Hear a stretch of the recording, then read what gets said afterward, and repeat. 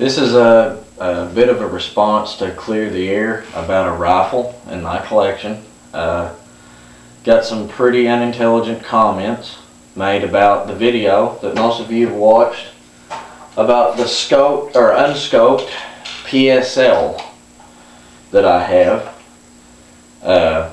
People like to be pricks. They took it a little too seriously.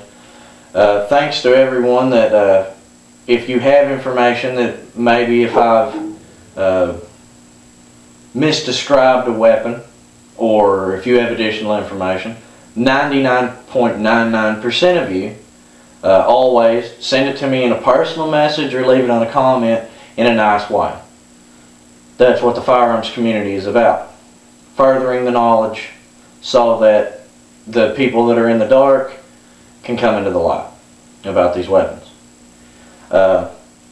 But there is a lot of controversy about what exactly is a Romanian PSL.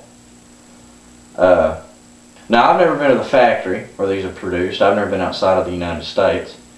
But I will tell you what I know and try to dispel any of the rumors from some users that I'm not going to name. They've been posting on my comments page. And just for further reference, if you watch this, you know who you are. Your comments will be deleted because I'm not going to get a fight started on one of my comment boards. This is the gun firearm in question.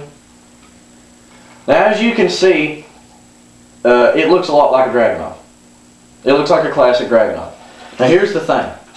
The video with which this controversy was started is, you can go check it out. It's entitled PSL Demonstration Unscoped, I think. I'm in complete Spetsnaz M21 regalia. The vest that I'm wearing is completely authentic Russian. Everything from my feet to my head is complete Russian body armor and uniform. I use a fake Russian accent in the video. It's a gag. It's a joke for those of you that take it way too seriously. And we shoot this gun. Just 2 days after I got it, I took it out of the box, I put it together, I cleaned it, put the scope on, or I didn't have the scope on it at the time, sorry. And we were just shooting it. Shot it a total of 10 times for the camera, basically to just show that I have the gun, show how the recoil is, how it will operate. Basically, that was what we were doing, just having fun. Now, some people took it too far. This is a Romanian PSL. Romania being of the former USSR, a satellite country now, as I guess they refer to. It has a 26¼ I think, inch barrel. It's got this fairly effective brake up here. It uses the old 4-power PSOP scope, side-mounted rails with a throw lever, that's how you mount it, 10-round detachable box magazines. That's it. Now in the video we say Dragунov style, Dragунov style. What we mean by that, what we mean by style, is that the gun, to the casual observer who doesn't know a lot about it, thinks it's a Dragунov. 90% of people will call this a Dragунov because it looks like a Dragунov. There's not a lot of difference outwardly, cosmetically on the outside, between this and a real fucking Dragунov.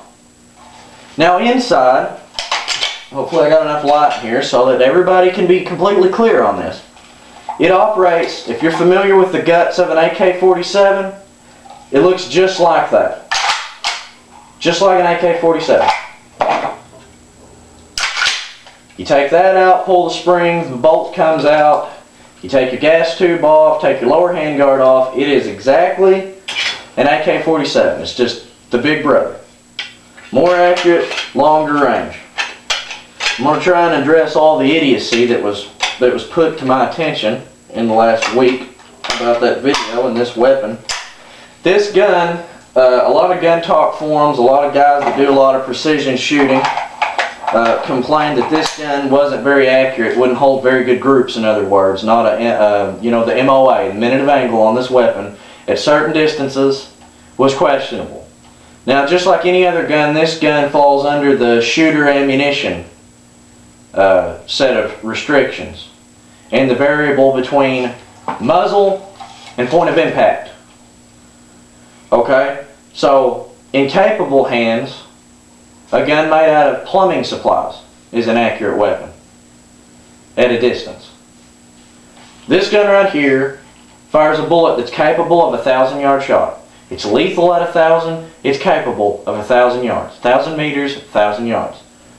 So, with that in mind, this scope, the proper variables, wind speed, humidity, the proper ammunition, and the proper shooter most of all, this gun can accurately hit at 1,000 yards if you know what you're doing with it.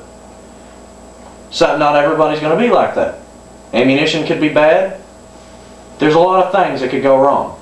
In the video, I think I say 300-yard shot. That's about what I'm going to be hitting with open battle sights in my eyes. 300 yards. I feel comfortable with 300 yards, even though that's not what we were doing in the video. It was a complete misunderstanding and some idiots took it way too far. But just so that you know, this gun has made 7 back-to-back 1,000-yard shots at a target, let's see, roughly 3 feet high, 4.5 feet wide. And put it on paper. I don't remember what the group was, so I can't give you an MOA. But I can tell you with high quality ammunition and the right guy at the controls here, this gun is technically can qualify for sub MOA accurate at 100 yards and in. Now this is roughly $1,000 depending on where you get it. It can be anywhere from $500 to $1,000. There was some controversy over the price too. I'm not an inventory guy. I don't quote prices. I don't know what the places have in stock. I don't know what they have for the price. I'm just telling you what I know about this gun to clear up the bullshit that was started on my page.